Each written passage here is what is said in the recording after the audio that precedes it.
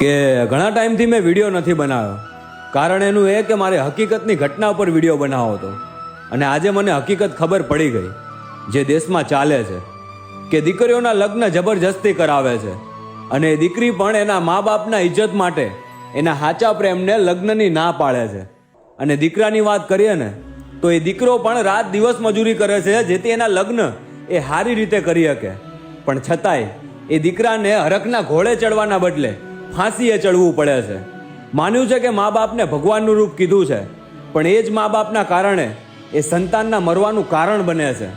અરે સાહેબ, દેશ અમેરિકા જ્યાં પ્રેમ કોઈ શીખવાડ્યો નથી છતાંય ત્યાંના પ્રેમીઓ પ્રેમથી ફરે છે.